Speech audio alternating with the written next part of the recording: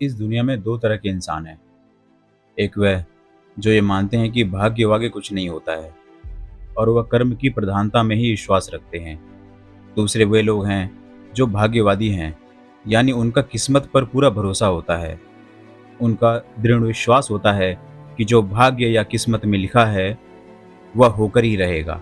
अर्थात इंसान कर्म और भाग्य की दो धुरियों में ही घूमता रहता है और अंत में दुनिया से विदा होकर चला जाता है। आज के समय का युवा भी यही सोचता है कि बिना कुछ किए ही उसे सब कुछ मिल जाए जो वह चाहता है। इस विषय पर अक्सर बहस होती रहती है कि आखिर कौन बड़ा है, भाग्य या कर्म। सदियों से ही यह बहस का विषय बना रहा है कि कर्म ज्यादा महत्वपूर्ण है या भाग्य। जब अर्जुन ने युद्ध के क्षेत्र में अपने स्वजनों को अपने सामने खड़ा पाया तो उसका शरीर निस्तेज हो गया, उसके हाथों से धनुष छूट गया और प्राणहीन मनुष्य के समान वह धरती पर गिर पड़ा। तब भगवान श्री कृष्ण ने उसे गीता का उपदेश दिया। भगवान श्री कृष्ण अर्जुन को कर्म करने को ही कहते हैं, अर्जुन को कर्म करने का ही उपदेश देते हैं। श्री कृष्ण कहते हैं, अर्जुन, राज्य तुम्हारे भाग्य में है या नहीं ये तो बात की बात है, परंतु युद्ध तो तुम्हें ही लड़ना पड़ेगा, कर्म तो तुम्हें ही करना होगा।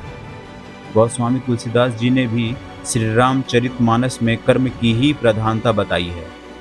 गोस्वामी तुलसीदास जी कहते हैं, कर्म प्रधान विश्व करी राखा। अर्थात युग तो कर्म का ही है, प्रधानता तो कर्म की ही है। कर्म किए बिना कुछ भी संभव नहीं। तो आइए उस कहानी की शुरुआत करते हैं जिसमें बहुत बड़ी शिक्षा छुपी हुई है। एक बार एक लड़का परेशान होकर घर के बाहर बैठा था। वह कोस रहा था कि मेरे पिता ने मेरे लिए जो भी संपत्ति छोड़ी थी वह अब खत्म हो गई है, अब मैं क्या करूं। उसी समय उसके पिता के एक मित्र वहां से गुजरे और उसे समझाने लगे कि भाग्य में जो लिखा है वही होगा। उसी रात को उसे एक सपना भी आया कि तुम्हारा भाग्य पहाड़ की चोटी पर तुम्हारा इंतजार कर रहा है। अगले दिन सुबह वह लड़का उस पहाड़ की चोटी पर चल पड़ा जिसका उसे स्वप्न आया था। पहाड़ की ओर जाते हुए उसे एक जख्मी शेर मिला। शेर ने उससे पूछा कि कहाँ जा रहे हो। उस लड़के ने बताया, मैं अपने भाग्य से मिलने जा रहा हूँ। शेर ने कहा कि अपने भाग्य से मेरे भाग्य के बारे में भी पूछ लेना कि मैं स्वस्थ कब और कैसे होऊंगा। आगे रास्ते में उस लड़के को भूख लगती है तो वह बाग में से खाने के लिए एक फल तोड़ता है, लेकिन कड़वे होने के कारण वह फल को फेंक देता है। बाग का मालिक उसे बताता है कि कड़वे होने के कारण मेरे बाग के फल कोई भी नहीं खाता। बातचीत के दौरान जब बाग के मालिक को पता चलता है कि यह लड़का भाग्य से मिलने जा रहा है तो वह उससे कहता है कि अपने भाग्य से पूछना कि मेरे बाग के फल मीठे कैसे होंगे। पहाड़ की तरफ जाते जाते लड़के को रात हो जाती है। वहाँ उसे एक हवेली नजर आती है। उस हवेली की मालकिन से वहाँ रहने की अनुमति मांगता है। हवेली की मालकिन उसके वहाँ आने का कारण पूछती है तो लड़का उसे बताता है कि मैं अपने भाग्य से मिलने जा रहा हूँ। हवेली की मालकिन कहती है कि अपने भाग्य से मेरे बारे में भी पूछना कि मुझे खुशी कब मिलेगी। अगले दिन सुबह वह पहाड़ की ओर चल पड़ता है और सचमुच वहाँ उसे उसका भाग्य मिलता है। वह लड़का भाग्य को उसके साथ चलने के लिए कहता है और साथ में शेर, बाग के मालिक और हवेली की मालकिन के सवालों का जवाब भी मांगता है। भाग्य तीनों के सवालों का जवाब दे देता है और कहता है कि तुम चलो, अपना कर्म करो, मैं तुम्हारे पीछे पीछे आता हूँ। वापस आकर वह हवेली की मालकिन को बताता है कि जब तुम शादी करोगी तब तुम्हें खुशी मिलेगी।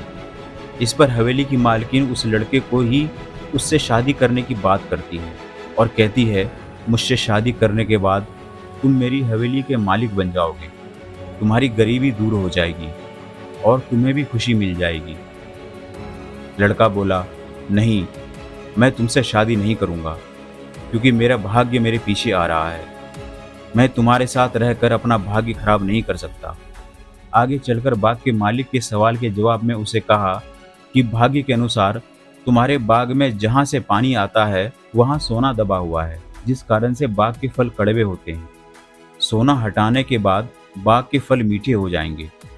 बाग का मालिक लड़के से कहता है कि मैं सोना खोद कर निकाल देता हूँ, तुमने मेरी समस्या का समाधान किया है इसलिए सोना तुम ले जाओ। लड़का कहता है कि मुझे सोने की जरूरत नहीं, मेरा भाग्य पीछे आ रहा है। इसके बाद वह लड़का शेर के पास पहुंचता है। शेर कहता है कि क्या तुम मेरे सवाल का जवाब पूछ कर आए हो? लड़का कहता है कि भाग्य के अनुसार जब तुम सबसे मूर्ख व्यक्ति को खाओगे तो पूरी तरह से स्वस्थ हो जाओगे। शेर ने कहा, तुम्हारा बहुत बहुत धन्यवाद, मैं तुमको कोई इनाम देना चाहता हूँ। लड़के ने कहा कि मुझे इनाम की आवश्यकता नहीं। लड़के ने शेर को बताया कि हवेली की मालकिन ने भी उससे शादी करने का प्रस्ताव रखा था और बाग के मालिक ने कहा था कि तुम सोना खोदने में मेरी मदद करो और सोना तुम ले जाना, लेकिन मैंने उन्हें भी मना कर दिया। शेर ने पूछा, तुमने ऐसा क्यों किया?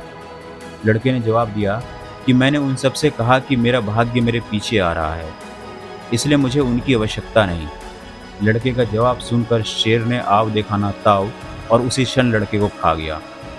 शेर ने कहा, तुमसे बड़ा मूर्ख इंसान शायद मुझे और कोई नहीं मिलेगा, क्योंकि तुमने भाग्य के इंतजार में गरीबी दूर करने के दो अमूल्य अवसर खो दिए।